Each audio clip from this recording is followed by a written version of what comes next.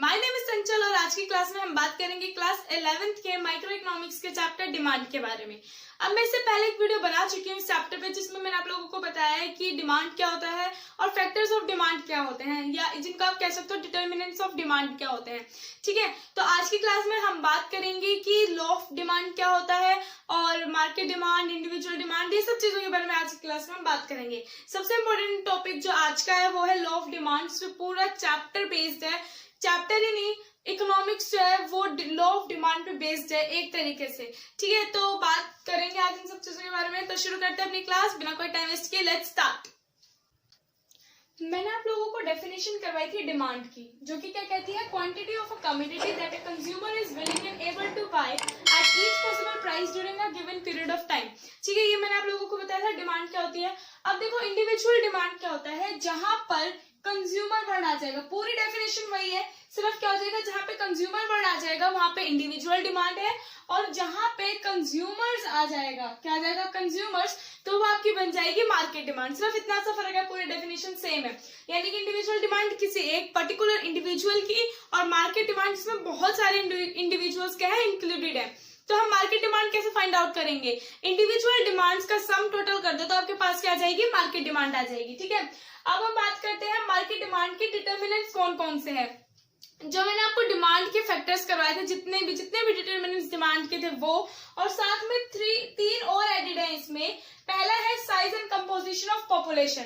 Size का मतलब है कि अगर पॉपुलेशन बहुत ज्यादा होगी तो वहां पे डिमांड बहुत ज्यादा होगी। क्यों होगी, क्योंकि वहां पे खरीदने वाले लोग किसी भी कम्युनिटी को ज्यादा होंगे।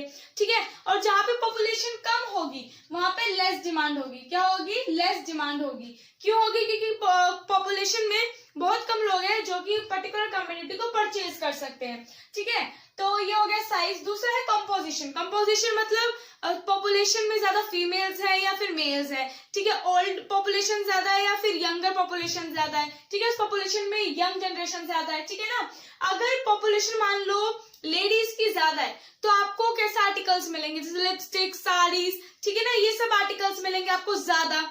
अगर मेल्स की है तो आपको क्या मिलेंगे, शर्ट्स मिलेंगी। ठीक है, या जो मेल्स जिन चीजों को यूज करते हैं उन वो सारे आपको आर्टिकल्स ज्यादा मिलेंगे, शूज ज्यादा मिलेंगे। ठीक है ना, ये हो गया हमारा size and composition. Season and weather, देखो जैसा वेदर होगा ना, जैसे सीजन चल रहा होगा उसी तरह की क्या आपके लोगों की डिमांड होगी। जैसे कि सर्दी चल रही है तो सर्दी में ज्यादा डिमांड किसकी होगी, वुलन क्लॉथ्स की होगी। ठीक है ना, अब ये तो है नहीं कि मतलब ये तो है नहीं कि भाई आप टी शर्ट जाके भाई हमें हाफ स्लीव्स की टी शर्ट दे दो, वो भी ठंड के मौसम में।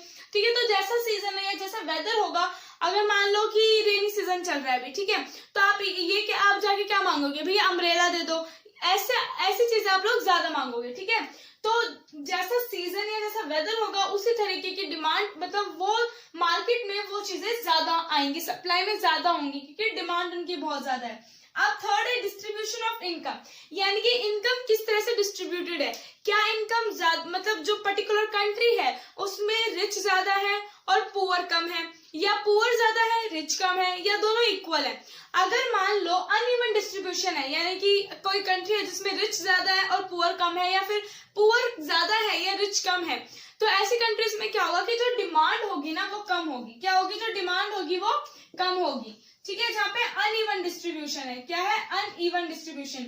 और जहाँ पे इवन डिस्ट्रीब्यूशन ऑफ इनकम है वहां पे इंक्रीज्ड डिमांड होगी, क्योंकि पॉपुलेशन में जो लोग हैं मतलब इक्वल स्टेटस के हैं, इक्वल मतलब टोटल इक्वल नहीं है, लेकिन ऐसा नहीं कि ज्यादा गैप है। ठीक है ना, तो वहां पे क्या होगा, इंक्रीज डिमांड होगी किसी भी पर्टिकुलर कम्युनिटी के लिए। तो ये था हमारा डिटर्मिनेंट्स ऑफ मार्केट डिमांड। आगे चलने से पहले मैं आप लोगों को एक छोटी सी चीज बता दूं कि क्वांटिटी डिमांडेड और डिमांड में क्या फर्क होता है। देखो, अगर डिमांड में चेंज आता है प्राइस की वजह से, जो कमोडिटी आप लोगों को गिवन है उस कमोडिटी के प्राइस में चेंज आया, उसकी वजह से आपकी डिमांड में चेंज आया, वो है quantity demanded.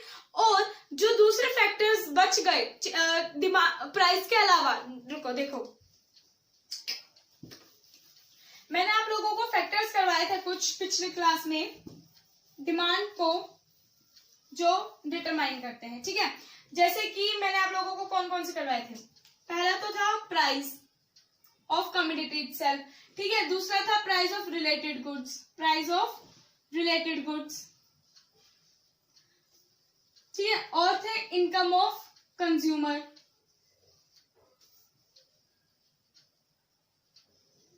Expectation of change in demand in future,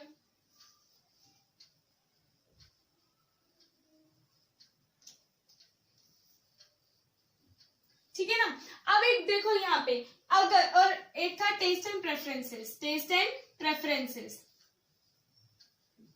अगर प्राइस में चेंज आता है कमोडिटी के, उसकी वजह से अगर आपकी डिमांड में चेंज आता है तो उसे हम कहते हैं चेंज इन क्वांटिटी डिमांडेड। क्या कहते हैं उसे हम? Change in quantity demanded. और अगर चेंज आता है आपका इन सब कारणों की वजह से, यानी कि factors other than price of commodity, अगर इन प्राइस के अलावा जो जितने भी फैक्टर्स बच गए उनकी वजह से चेंज आता है आपकी डिमांड में, तो उसे हम कहते हैं change in demand.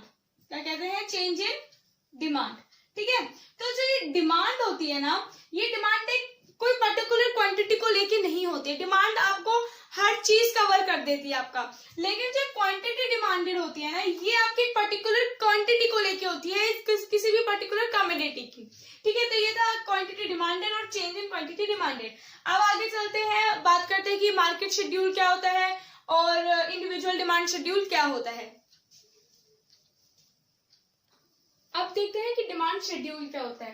It's a tabular representation showing various quantities of a commodity being demanded at various level of prices during a given period of time. Schedule का मतलब होता है किसी भी चीज की टेबुलर रिप्रेजेंटेशन। अब डिमांड शेड्यूल का मतलब क्या हुआ कि वो सभी क्वांटिटीज की क्या शो करता है? टेबुलर रिप्रेजेंटेशन को शो करता है at various prices during a given period of time, यानी कि अलग अलग प्राइस पे इंडिविजुअल्स की क्या डिमांड होगी उसको क्या उनको कौन शो करता है? Demand schedule. अब यहाँ पे इंडिविजुअल डिमांड शेड्यूल क्या होगा? जहां पे अगर आप कंज्यूमर लगा दोगे तो यानी कि that a consumer is demand, consumer demanded, ठीक है। तो जहां पे कंज्यूमर आ जाएगा वर्ड, वहां पे इंडिविजुअल डिमांड शेड्यूल बन जाएगा, और जहां पे कंज्यूमर्स आ जाएगा वहां पे क्या हो जाएगा? मार्केट डिमांड शेड्यूल हो जाएगा। अब एक चीज देखो, यहाँ पे demand of household A, demand of household B, demand of household C. तो यहाँ पे क्या है, जब प्राइस 5 रुपीज था, ये रुपीज में है, ठीक है। जब प्राइस 5 रुपीज था तो जो हाउसहोल्ड ए था उसकी जो डिमांड थी वो कितनी थी? 1 यूनिट की। कितनी थी? 1 यूनिट की। बी, हाउसहोल्ड बी की डिमांड कितनी थी? 2 यूनिट्स की। और हाउसहोल्ड सी जो था उसकी डिमांड कितनी थी? 3 यूनिट्स की, ठीक है। इसी तरह से जब 4 यूनिट्स हुआ तो इसकी 2, इसकी 3, इसकी 4, ठीक है। ऐसे ऐसे करके इनकी अलग अलग डिमांड्स हैं अलग अलग प्राइसेस पे। अब हम इनका जब टोटल करते हैं, यानी कि 1 + 2 + 3, यानी कि 1 + 2 + 3 = 6, तो ये हमारे पास क्या आ जाती है? मार्केट डिमांड आ जाती है, ठीक है। तो इसी तरह से 2 + 3 + 4 9 हो जाता है, ठीक है। तो ऐसे हमारे पास क्या आ जाएंगी? मार्केट डिमांड आ जाएंगी। अब यहाँ पे क्या चीज है कि अब दूसरी चीज बात करते हैं कि डिमांड कर्व क्या होता है। कर्व का मतलब होता है किसी भी चीज की ग्राफिकल रिप्रेजेंटेशन। अब यहाँ पे जो शेड्यूल लिखा है, अगर यहाँ पे कर्व लिख दिया जाए तो यहाँ पे डेफिनेशन क्या बन जाएगी? Demand curve is the graphical representation of demand schedule, यानी कि जो ये टेबुलर रिप्रेजेंटेशन है, ये जो टेबल बनाई है उसको जब आप ग्राफ पे इन पॉइंट्स को प्लॉट करोगे तो आपके पास क्या आ जाएगा? आपके पास डिमांड कर्व आ जाएगी। क्या आ जाएगा? डिमांड कर्व आ जाएगा। अब जैसे कि अगर मैं इसको सिर्फ इतना रखती हूँ तो ये क्या है? डिमांड कर्व है। क्या है ये? डिमांड कर्व है, ठीक है ना। अब मैंने क्या किया? अब मैंने हाउसहोल्ड ए की डिमांड प्लॉट कर दी, हाउसहोल्ड बी की डिमांड प्लॉट कर दी, और हाउसहोल्ड सी की डिमांड और जो मार्केट डिमांड है हाउसहोल्ड सी की डिमांड प्लॉट कर दी, और मार्केट डिमांड जो है उसको प्लॉट कर दिया, ठीक है। ये हमारे पास मार्केट डिमांड आ गई। तो यहाँ पे क्या है कि अगर आप एक चीज देखो, ये जो डिमांड मार्केट डिमांड है वो ज्यादा फ्लैटर है। क्या है? यहाँ पे मार्केट डिमांड ज्यादा फ्लैटर है as compare to household demands.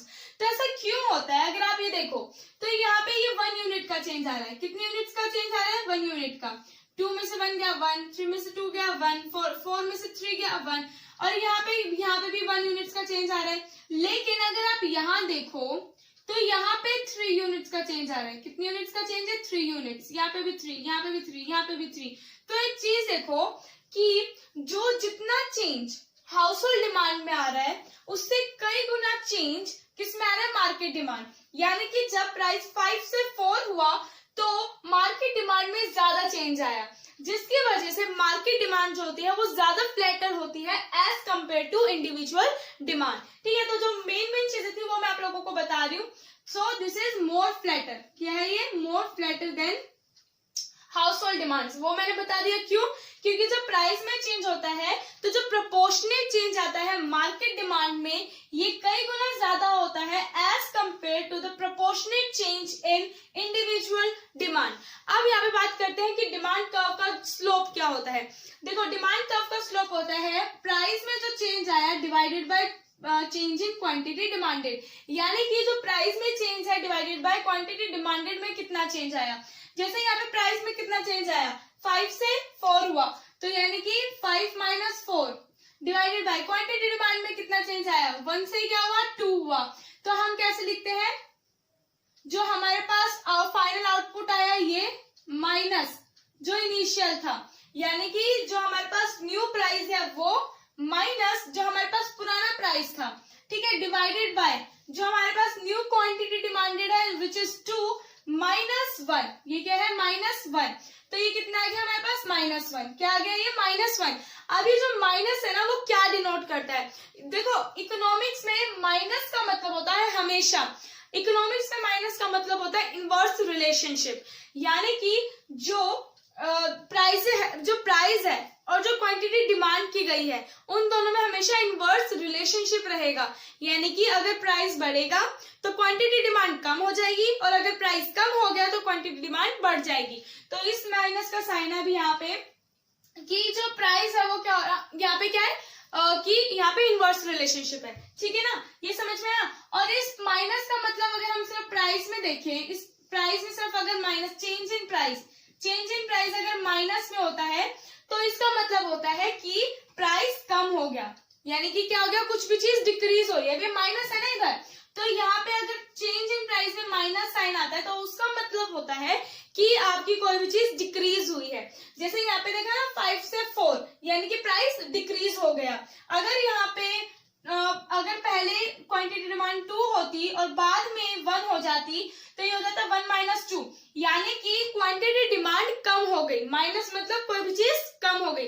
ठीक है ना, तो डिमांड में क्या होता है कि डिमांड में हमेशा इनवर्स रिलेशनशिप होती है प्राइस और क्वांटिटी डिमांडेड के बीच में। अब मैं जो आपको लॉ ऑफ डिमांड बताऊंगी ना, मैंने यहाँ पे लॉ ऑफ डिमांड भी आपको एक तरह से बता दिया है। अब देख लेते हैं लॉ ऑफ डिमांड क्या होता है।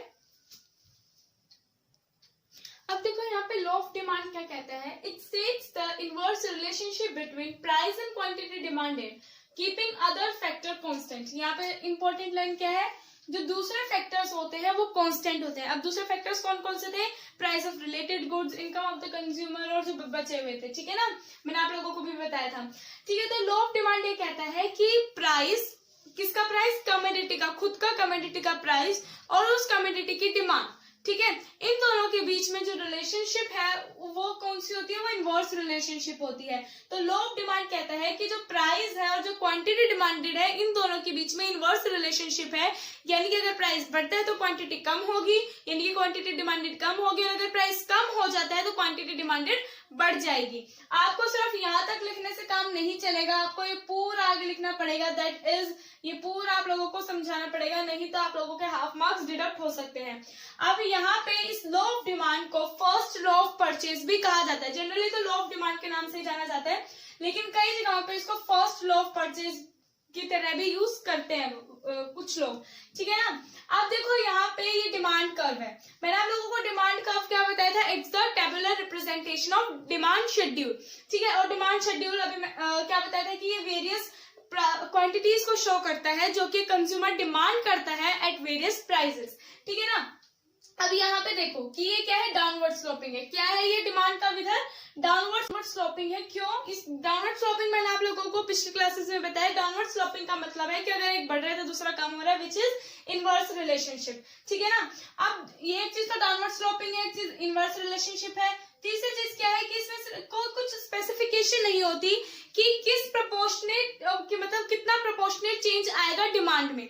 जैसे मान लो अगर 10% चेंज आया प्राइस में, तो जरूरी नहीं है कि डिमांड में 20% चेंज आए या 15% चेंज आए, 5% चेंज आए। तो कुछ भी स्पेसिफिकेशन नहीं होती कि कितना प्रोपोर्शनेट चेंज आएगा डिमांड में, ठीक है। अब चौथी चीज क्या है यहाँ पे कि वन साइडेड है। वन साइडेड मतलब कि डिमांड, जो लॉ ऑफ डिमांड है वो हमें ये बताता है कि प्राइस में चेंज आने की वजह से डिमांड में क्या चेंज आता है, ना कि ये कि डिमांड में चेंज होगा तो प्राइस पे क्या असर पड़ेगा। ये क्या बताता है कि प्राइस अगर चेंज होता है तो डिमांड पे क्या इफेक्ट पड़ता है, लेकिन ये नहीं बताता कि डिमांड में अगर चेंज आएगा तो प्राइस पे क्या इफेक्ट पड़ेगा। तो ये सिर्फ क्या है, वन साइडेड है, ठीक है। तो अब बात करते हैं इसकी कुछ एक्सेप्शंस है, ठीक है, और जो इसमें लॉ ऑफ डिमांड क्यों एग्जिस्ट करते हैं, इनकी क्या रीजन है लॉ ऑफ डिमांड के पीछे कि किस वजह से लॉ ऑफ डिमांड है। अब देखो लॉ ऑफ डिमांड किन चीजों की वजह से एग्जिस्ट करता है, कि मतलब कि क्यों ऐसा होता है कि ज्यादा प्राइस पे लोग कम डिमांड करते हैं और कम प्राइस पे लोग ज्यादा डिमांड करते हैं।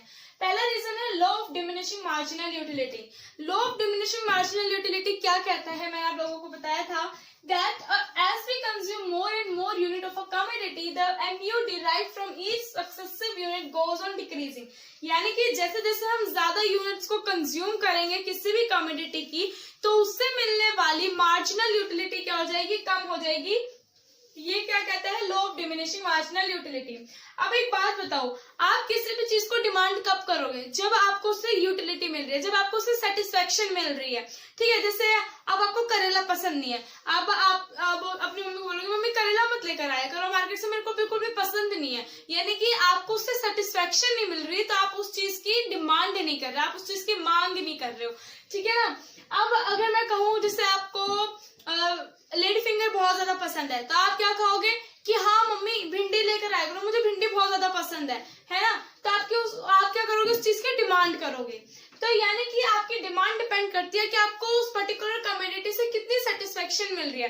अब law of diminishing marginal utility कहता है कि अगर आप ज्यादा चीज को कंज्यूम करोगे तो आपको उससे मिलने वाली मार्जिनल यूटिलिटी डिक्रीज करेगी। अब यानी कि आपका क्या हो रहा है कि ज्यादा यूनिट्स को कंज्यूम करने से आपको सेटिस्फेक्शन कम मिल रही है। अब सेटिस्फेक्शन कम मिल रही है तो आपकी डिमांड भी कम होगी, है ना।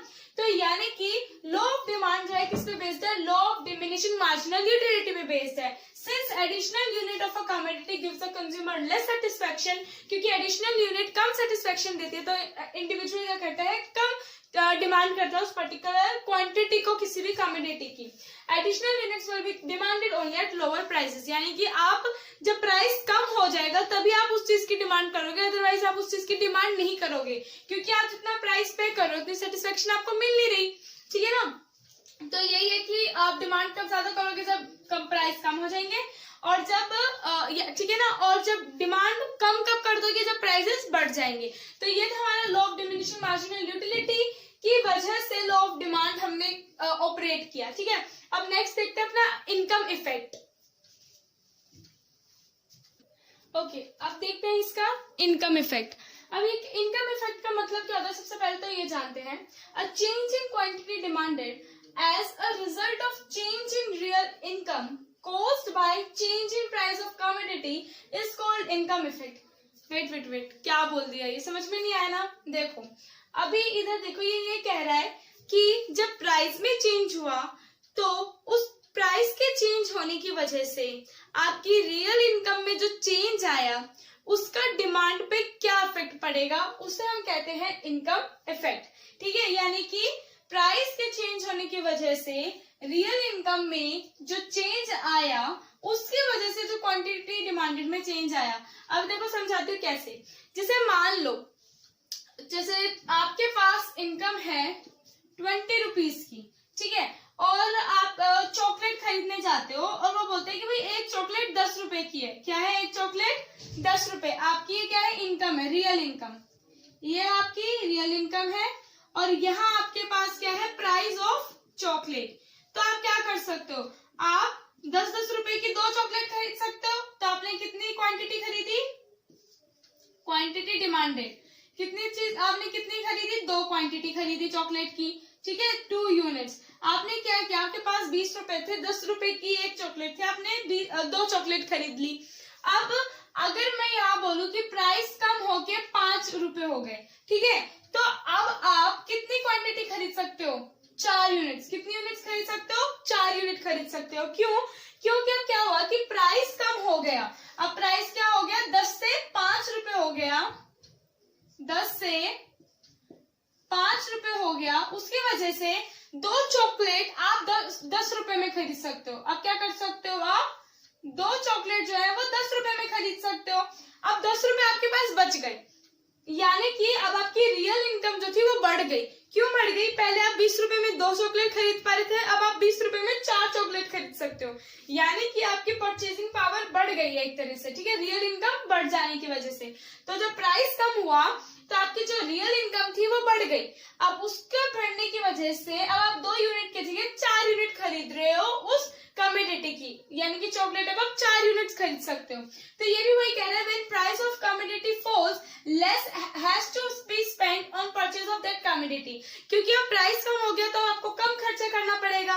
अब जो पैसा आपके पास बच गए हैं, यानी कि जो सेव्ड मनी है, उससे आप क्या कर सकते हो? उस कमोडिटी की और ज्यादा क्वांटिटी को आप खरीद सकते हो। A consumer can buy more quantity of that commodity, thus a fall in price increases the real income. Price में जब कम हो जाता है तो रियल इनकम आपकी बढ़ जाती है, and he she will buy more when price fall. तो वो जब प्राइस कम हो जाता है तो वो ज्यादा खरीदता है, ठीक है ना। तो ये था आपका इनकम इफेक्ट। इसी का उल्टा ये भी होगा अगर प्राइस बढ़ जाता है, यानी कि अगर आप पहले 20 रुपए में 2 चॉकलेट खरीद पा रहे थे, ठीक है, और प्राइस अब बढ़ के कितना हो गया? इसका प्राइस जैसे पहले 10 था, तब इसका बढ़ के 20 रुपए हो गया। तब आप क्या करोगे? आपके पास भी 20 ही रुपए है और 20 रुपए की चॉकलेट है, तो आप कितनी चॉकलेट खरीद सकते हो? 1 चॉकलेट खरीद पा रहे हो, ठीक है, यानी कि पहले 2 चॉकलेट खरीद रहे थे, लेकिन अब आप 1 चॉकलेट खरीद पा रहे हो। क्यों? क्योंकि अब प्राइस बढ़ गया है, ठीक है। तो जब प्राइस बढ़ गया तो आपकी रियल इनकम थी वो कम हो गई, जिसकी वजह से अब आपके पास कम पैसा होगा उस क्वांटिटी को खरीदने के लिए, यानी कि अब आप 1 यूनिट खरीद सकते हो। ये था आपका इनकम इफेक्ट। अब अपने थर्ड रीजन की तरफ चलते हैं, reason for law of demand. अब इसका सब्स्टिट्यूशन इफेक्ट जो है थर्ड रीजन, ठीक है, बड़ा ही छोटा सा सिंपल सा है। ये कहता है it refers to substituting one commodity in place of other when it becomes relatively cheaper. ये कहता है कि एक कमोडिटी को दूसरी कमोडिटी के साथ रिप्लेस कर दो जब वो चीपर हो जाती है। अब किसको किसके साथ रिप्लेस करेंगे? When price of a given commodity falls, it's become relatively cheaper as compared to its substitute. यही कह रहा है कि जब हमारी गिवन कमोडिटी का प्राइस कम हो जाता है तो वो रिलेटिवली चीपर हो जाती है as compare to is substitute. Relatively cheaper, relatively word use हम कब करते हैं? जब हम कंपैरिजन करते हैं, यानी कि जो हमारे पास गिवन कमोडिटी और जो हमारे पास सब्स्टिट्यूट गुड है, इन दोनों के रिलेशन में जब गिवन कमोडिटी का प्राइस कम हो जाता है तो क्या होता है कि वो सस्ती हो जाती है एज कंपेयर टू सब्स्टिट्यूट, जिसकी वजह से उसकी डिमांड बढ़ जाती है। जैसे फॉर एग्जांपल अगर हम यहाँ लेते हैं पेप्सी और कोक। अब यहाँ पे आप लोगों को एक ध्यान में रखने वाली चीज क्या है कि लॉ ऑफ डिमांड ये कहती है कि जो दूसरे फैक्टर्स है वो कांस्टेंट है। तो यहाँ पे अगर हम पेप्सी को अपना गिवन कमोडिटी ले रहे हैं और कोक को हम यहाँ पे अपना सब्स्टिट्यूट गुड ले रहे हैं, तो हमें ये ध्यान रखना है कि हम कोक के प्राइस को चेंज नहीं करेंगे, क्योंकि प्राइस ऑफ रिलेटेड गुड्स में क्या आता है? प्राइस ऑफ सब्स्टिट्यूट गुड्स भी आता है, जो कि हमें लॉ ऑफ डिमांड में कांस्टेंट रखना है। तो हम प्राइस किसका चेंज करेंगे? पेप्सी का चेंज करेंगे, which is our given commodity. ये याद रखना, ठीक है। किसका प्राइस चेंज होगा? पेप्सी का। और डिमांड भी पेप्सी की चेंज होगी, क्योंकि यहाँ पे जो गिवन कमोडिटी है उसका प्राइस और उसी की डिमांड के बीच में रिलेशन होता है, ये याद रखना। अब ये चीज देखो यहाँ पे, अगर मान लो पेप्सी जो थी वो पहले आप लोगों की 20 रुपए की आती थी, ठीक है, और जबकि जो या इसको 40 रुपीज की लिख लो, ठीक है, और जबकि आपकी जो कोक थी वो कितने की आती थी? 30 रुपीज की आती थी। तो यहाँ पे हमने क्या कर रखा था? कोक के डिमांड को बढ़ा रखा था, क्योंकि कोक ज्यादा सस्ती थी एज कम्पेयर टू पेप्सी। तो यहाँ पे कोक की डिमांड उस टाइम पे हाई थी। लेकिन अब क्या हुआ कि पेप्सी वालों ने सोचा कि भाई यार कोक की डिमांड तो बहुत ज्यादा बढ़ रही है, हम क्या करते हैं पेप्सी की जो प्राइस है उसको कम कर देते हैं। प्राइस हो गया अब इसका 25 रुपीज और कोक का प्राइस अनचेंज रहेगा, क्योंकि यहाँ पे जो प्राइस ऑफ रिलेटेड गुड्स होते हैं वो कांस्टेंट होते हैं, मैं बार बार कह रही हूँ, ठीक है ना। तो यहाँ पे कोक का प्राइस वही है, पेप्सी का प्राइस कम हो गया, अब ये हो गया 25 रुपीज। तब क्या होगा कि पेप्सी जो है वो कोक के बराबरी में सस्ती हो गई। क्या हो गई अब? कोक के बराबरी में क्या हो गई? ये सस्ती हो गई, रिलेटिवली चीपर देन कोक। तो पेप्सी की डिमांड जो है वो बढ़ जाएगी। क्या हो जाएगी? पेप्सी की डिमांड बढ़ जाएगी। क्यों? क्योंकि पेप्सी का प्राइस क्या हो गया? कम हो गया। तो ठीक है, यहाँ पे आगे हमारा सब्स्टिट्यूशन इफेक्ट यही था, सिंपल सा, कि भाई जब हमारा गिवन कम्युनिटी का प्राइस कम हो जाता है as compare to our substitute good, तो उसकी वजह से क्या होता है कि हमारी जो गिवन कम्युनिटी है उसकी जो डिमांड है वो बढ़ जाती है। और इसी का उल्टा होगा, अगर यहाँ पे प्राइस बढ़ जाता है, मान लो यहाँ पे पहले प्राइस था 25 रुपीज और कोक थी 30 रुपीज की, ठीक है।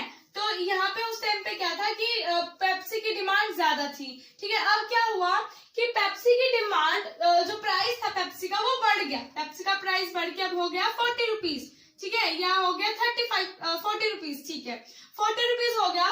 तो अब क्या होगा कि जो इसकी डिमांड होगी पेप्सी की वो पहले से कम हो जाएगी। क्या हो जाएगा? क्वांटिटी डिमांडेड पहले से क्या हो जाएगी? कम हो जाएगी। क्यों? क्योंकि मैंने आप लोगों को बताया था कि अब वही वाला देखो, सब्स्टिट्यूशन इफेक्ट के साथ इनकम इफेक्ट जो भी थोड़ी देर पहले करवाया, अभी बिल्कुल 2 मिनट पहले, उसमें क्या बताया था? प्राइस बढ़ गया तो रियल इनकम कम हो गई। यहाँ पे भी तो वही है कि प्राइस बढ़ गया तो लोगों की इनकम जो होगी वो कम हो जाएगी, इनकी परचेसिंग पावर कम हो जाएगी, क्योंकि पेप्सी के प्राइस बढ़ गए तो डिमांड क्या हो जाएगी? इनकी भी कम हो जाएगी, ठीक है। तो पेप्सी का प्राइस बढ़ा तो यहाँ पे पहले जो लोग थे वो क्या हो गए? इधर चले गए, ठीक है, डिमांड इसकी कम हो गई, ठीक है। ये था हमारा सब्स्टिट्यूशन इफेक्ट। अब अपना फोर्थ इफेक्ट देखते हैं।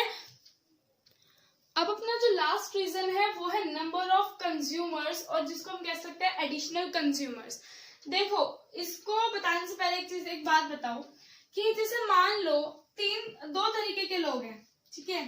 एक तो है ये जिनकी इनकम 20 रुपीज है, ठीक है, जिनकी इनकम 20 रुपीज है, और एक है जिनकी इनकम 50 रुपीज है, ठीक है। कितनी इनकम है? 50 रुपीज है, और ये एक क्वांटिटी है जो कि अभी 30 रुपीज की है या 35 रुपीज की है अभी ये क्वांटिटी,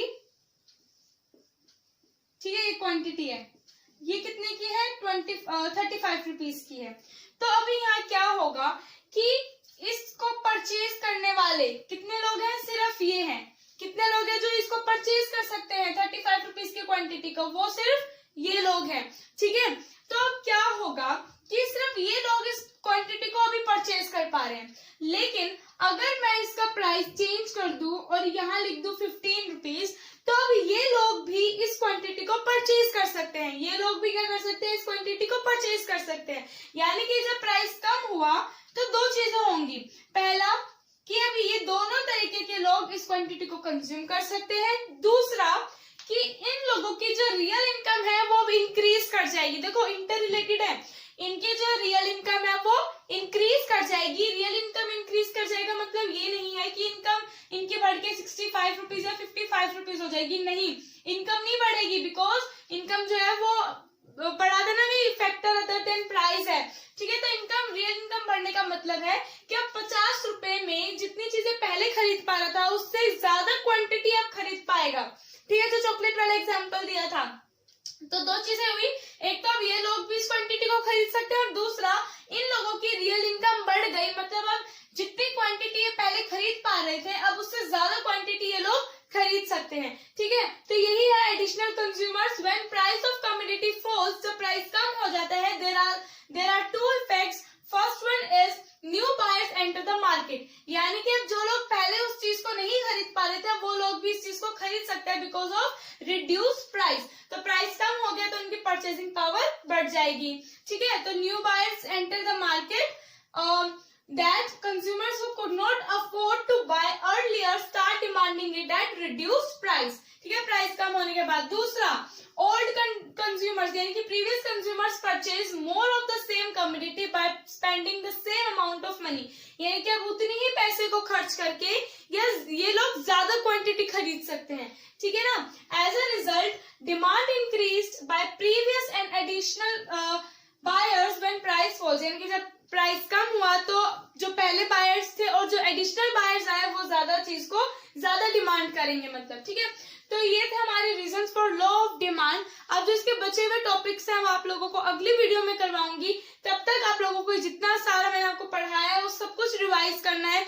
लॉ ऑफ डिमांड बहुत ही इंपॉर्टेंट टॉपिक है, ठीक है। तो सब कुछ रिवाइज करना और मेरी वीडियो को लाइक कर देना, शेयर कर देना अपने ज्यादा से ज्यादा फ्रेंड्स में, और मेरे चैनल को सब्सक्राइब करना मत भूलना। अगर अभी तक आपने मेरे चैनल को सब्सक्राइब नहीं किया तो जरूर चैनल को सब्सक्राइब करना और बेल आइकन को प्रेस करना बिल्कुल भी मत भूलना, ताकि आप लोगों को मेरे लेटेस्ट वीडियोस के नोटिफिकेशंस मिलते रहे। तो मिलते हैं अगली वीडियो में एक नए टॉपिक के साथ। तो तब तक के लिए बाय बाय फ्रेंड्स।